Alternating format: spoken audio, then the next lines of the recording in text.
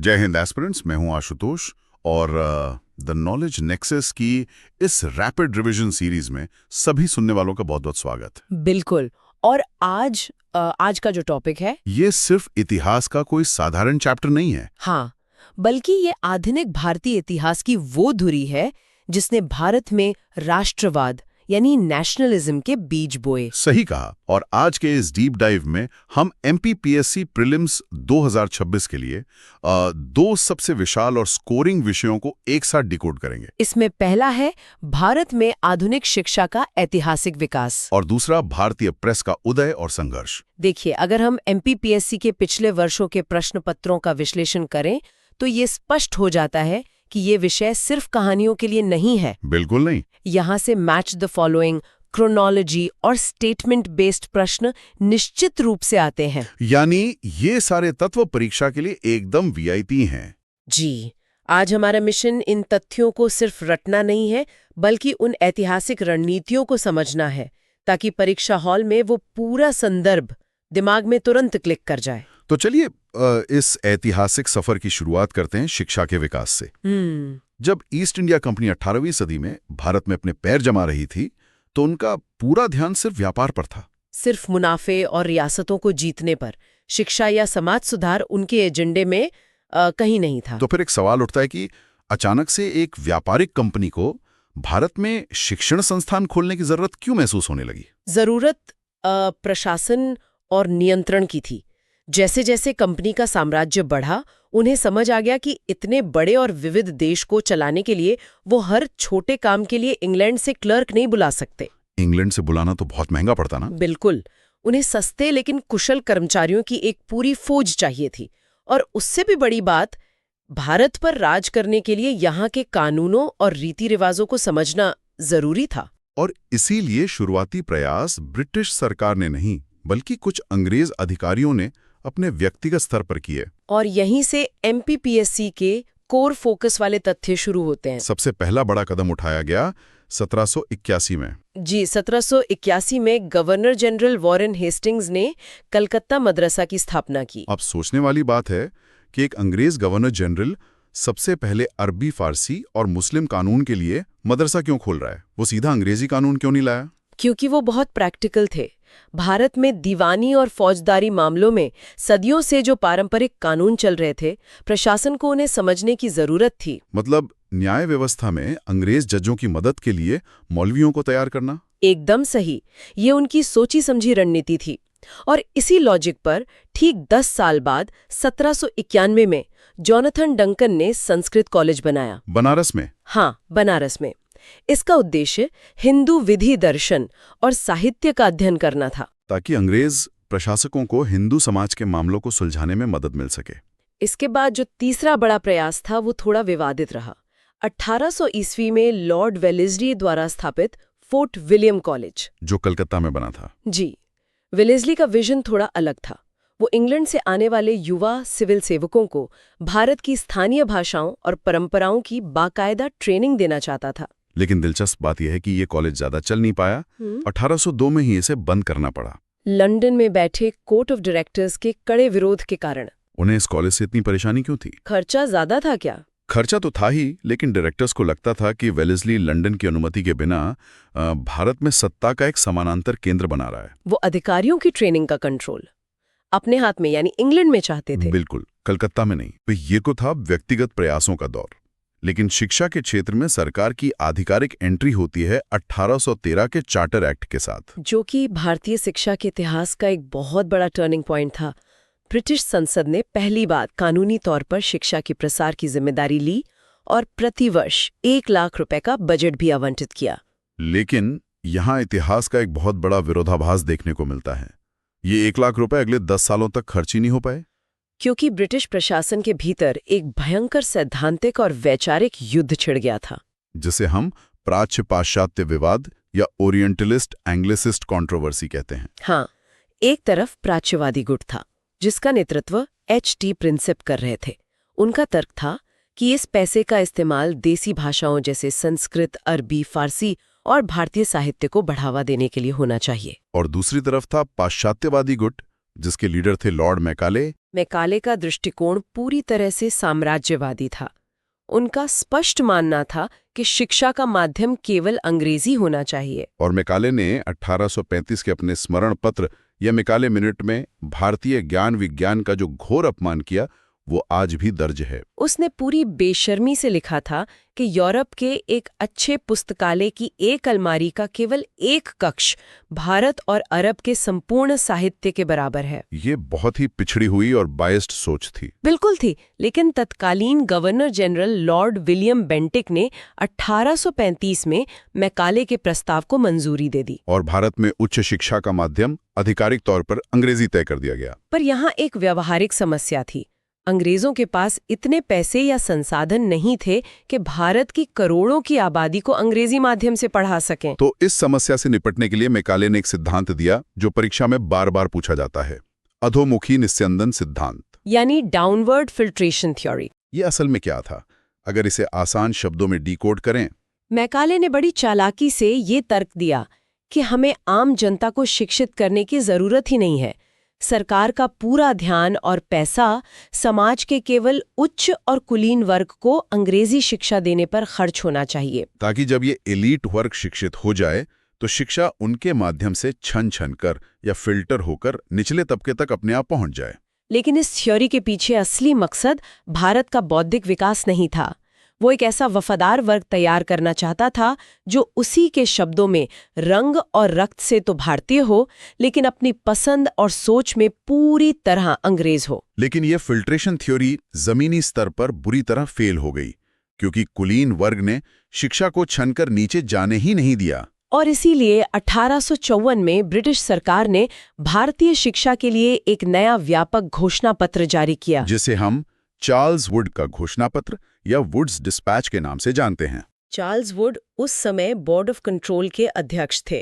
इसे भारतीय शिक्षा का मैग्ना कार्टा कहा जाता है और एमपीपीएससी के दृष्टिकोण से इसकी सिफारिशें अति महत्वपूर्ण हैं। सबसे पहला काम तो इसने ये किया कि मैकाले की उस डाउनवर्ड फिल्ट्रेशन थ्योरी को पूरी तरह से खारिज कर दिया। बिल्कुल। और भाषा के मुद्दे पर एक बहुत ही तार्किक संतुलन बनाया। प्राथमिक शिक्षा का माध्यम मातृभाषा होनी चाहिए, लेकिन उच्च शिक्षा अंग्रेजी में ही रहेगी। इसके अलावा वुड्स डिस्पैच ने पहली बार महिला शिक्षा और व्यावसायिक शिक्षा पर भी बहुत जोर दिया। और इसी की सबसे ऐतिहासिक सिफारिश थी कि लंदन विश्वविद्यालय की तर्ज पर भारत में भी विश्वविद्यालय खोले जाएं। और 1857 के उसी वर्ष में, जब पूरा देश विद्रोह की आग में जल रहा था, कलकत्ता, बंबई और मद्रास में 3 नए विश्वविद्यालयों की स्थापना की गई। इसी दौर के कुछ अन्य प्रगतिशील कदम भी याद रखने लायक है, जैसे 1849 में जेईडी बेथ्यून ने कलकत्ता में बेथ्यून स्कूल की स्थापना की, जो भारत में महिला शिक्षा की दिशा में बहुत बड़ा कदम था। साथ ही तकनीकी शिक्षा की नींव रखते हुए 1847 में रुड़की में भारत का पहला इंजीनियरिंग कॉलेज भी स्थापित किया गया। अब यहाँ से हम शिक्षा आयोगों के उस दौर में प्रवेश कर रहे हैं जो प्रीलिम्स के लिए सबसे ज्यादा स्कोरिंग एरिया है। आयोग, उनका वर्ष, तत्कालीन वाइसराय और मुख्य उद्देश्य, ये पूरी क्रोनोलॉजी एस्पिरेंट्स के दिमाग में छपी होनी चाहिए। तो आइए इस क्रोनोलॉजी का एक रैपिड फायर विश्लेषण करते हैं। सबसे पहला नाम आता है 1882-83 के हंटर शिक्षा आयोग का। उस समय वाइसराय लॉर्ड रिपन थे। इस आयोग ने अपना पूरा फोकस प्राथमिक और माध्यमिक शिक्षा के सुधार पर रखा। और इसी आयोग की सिफारिशों का असर था कि 1882 में पंजाब विश्वविद्यालय और 1887 में इलाहाबाद विश्वविद्यालय बने। अगला महत्वपूर्ण पड़ाव है 1904 का रैले आयोग और भारतीय विश्वविद्यालय अधिनियम। ये लॉर्ड कर्जन का समय था। हम जानते हैं कि कर्जन की सोच बहुत साम्राज्यवादी थी। उसने विश्वविद्यालयों पर अचानक इतना कड़ा सरकारी नियंत्रण क्यों थोप दिया? क्योंकि 20वीं सदी की शुरुआत तक भारत के विश्वविद्यालयों से निकलने वाले युवा राष्ट्रवादी विचारों से प्रभावित हो रहे थे। तो कर्जन इन्हें राष्ट्रवादी क्रांतिकारियों का कारखाना मानने लगा था। बिल्कुल।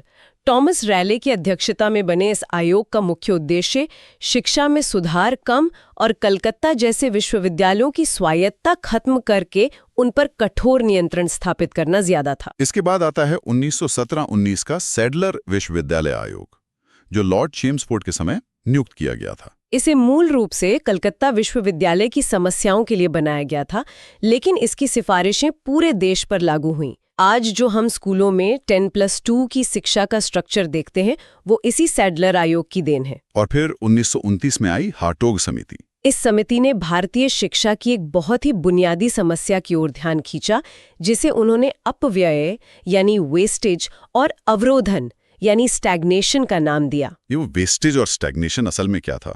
वेस्टेज का मतलब था कि बच्चे दाखिला तो लेते हैं, लेकिन गरीबी के कारण प्राथमिक शिक्षा पूरी किए बिना ही स्कूल छोड़ देते हैं।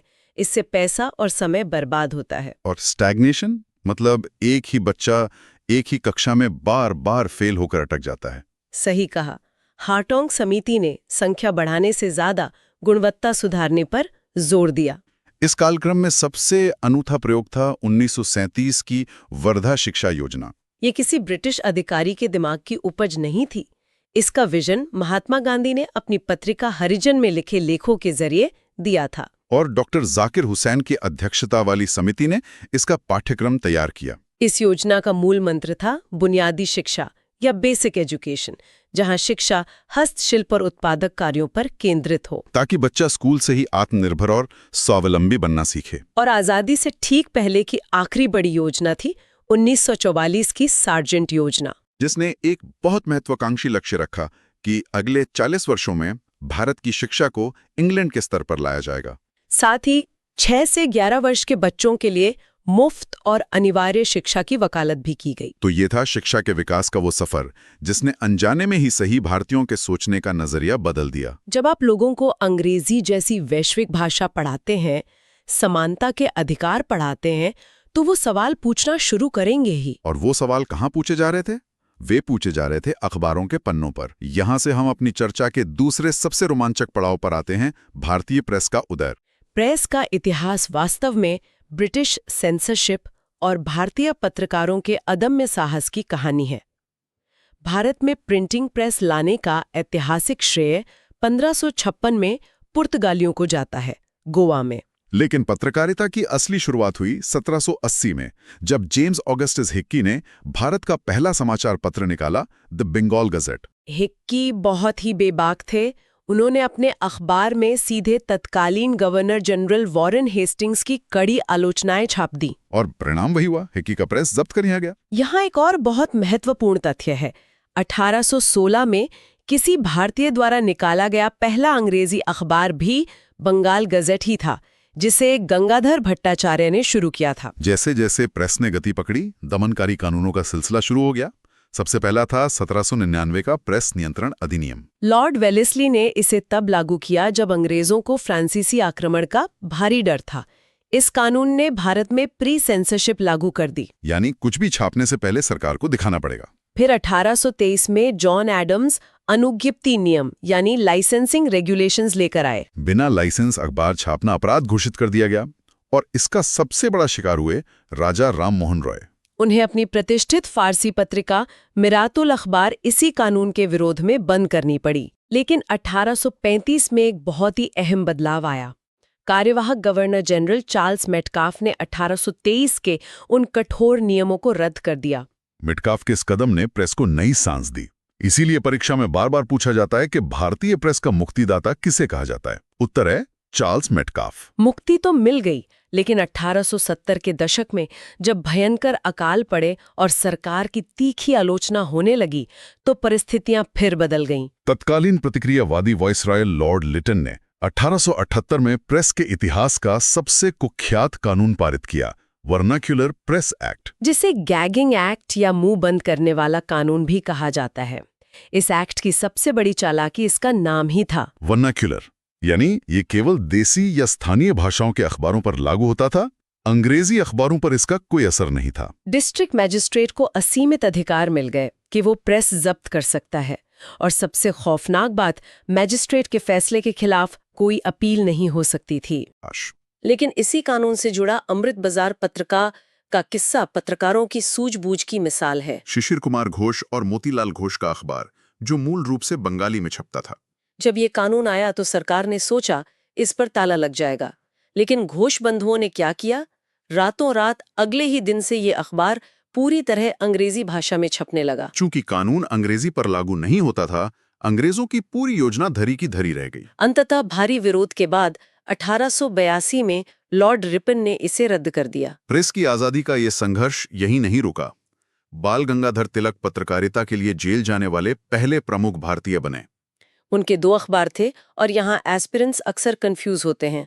केसरी जो था वो मराठी भाषा में निकलता था और मराठा अखबार अंग्रेजी भाषा में प्रकाशित होता था। 1897 में जब चापेकर बंधुओं ने रैंड की हत्या की तो तिलक ने अपने अखबार में इसकी तुलना शिवाजी द्वारा अफजल खान के वध से कर दी, जिसके लिए उन्हें 18 महीने के कठोर कारावास की सजा सुनाई गई। बाद में स्वदेशी आंदोलन को कुचलने के लिए 1908 और 1910 में भी कठोर प्रेस कानून लाए गए, जिन्हें 1921 में सप्रू समिति की सिफारिश पर रद्द किया गया। अब इस ऐतिहासिक चर्चा के बाद हम आते हैं उस मेगा रिवीजन टेबल पर जो सीधे परीक्षा में नंबर दिलाती है। एक रैपिड फायर चुनौती की तरह लेते हैं इसे। राजा राममोहन रॉय, संवाद कौमुदी बंगाली में, मिरातुल अखबार जो भारत का पहला फारसी अखबार था, और ब्रह्मनिकल मैगजीन अंग्रेजी में। महात्मा गांधी के प्रकाशन, दक्षिण अफ्रीका से इंडियन ओपिनियन, भारत में यंग इंडिया अंग्रेजी में, और नवजीवन तथा हरिजन। B.R. अम्बेडकर, मूक नायक जो एक मराठी पाक्षिक था,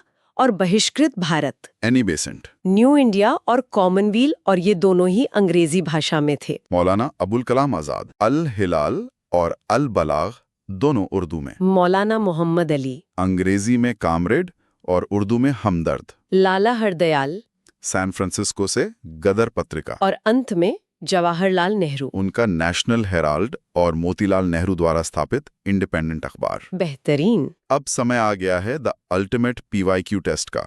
हमने इतिहास को इतनी गहराई से खंगाल लिया है, अब देखते हैं डेटा प्रोसेस हुआ या नहीं। पहला प्रश्न सीधे तौर पर शिक्षा आयोगों के सही कालक्रम यानी क्रोनोलॉजी से जुड़ा है। विकल्प हैं वुड्स डिस्पैच, सार्जेंट योजना, मैकाले का स्मरण पत्र और हंटर शिक्षा आयोग। अगर चर्चा ध्यान से सुनी है तो ये बहुत आसान है।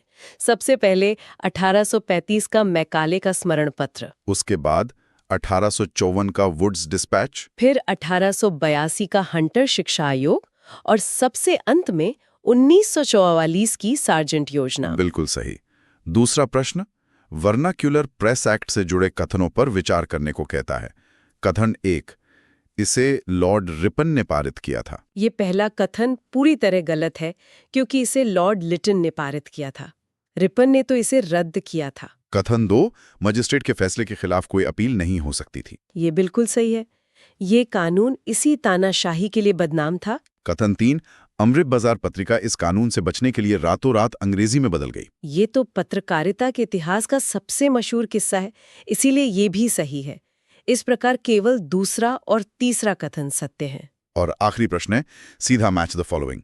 मूक नायक, अल हिलाल, कॉमरेड और कॉमनवेल्थ को उनके संस्थापकों से मिलाना है। ये तो अब उंगलियों पे होना चाहिए। मूक नायक सीधे मैच होगा B.R. अम्बेडकर से, अल हिलाल जुड़ेगा मौलाना अबुल कलाम आजाद से, कामरेड मैच होगा मौलाना मोहम्मद अली से, और कॉमनवेल्थ का संबंध है एनी बेसेंट से। परफेक्ट। आज हमने तथ्यों और उनके पीछे छिपे वैचारिक संघर्ष का एक बहुत ही व्यापक सफर तय किया है। बिल्कुल। इस पूरी चर्चा को समेटते हुए मैं सभी उम्मीदवारों के सोचने के लिए एक बहुत ही गहरा विचार छोड़ना चाहूंगी। जी। हमने देखा कि मैकाले का सिद्धांत हो या अंग्रेजी माध्यम थोपने की जिद, अंग्रेजों का मूल उद्देश्य ऐसे क्लर्क तैयार करना था जो सोच और पसंद में अंग्रेज हों। हाँ।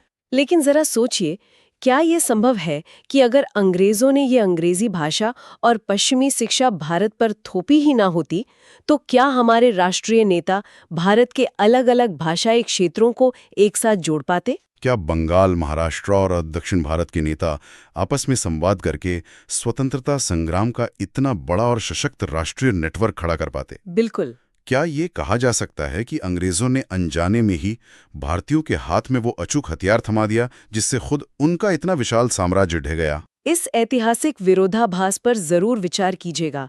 ये एक ऐसा विचारणीय बिंदु है जो इतिहास को देखने का पूरा नजरिया ही बदल देता है। एकदम सही। इन तथ्यों के पीछे की कहानियों को याद रखें, बार बार रिवाइज करते रहें और परीक्षा भवन में पूरे आत्मविश्वास के साथ उतरें। इसी के साथ इस डीप डाइव को यहीं विराम देते हैं। जय हिंद।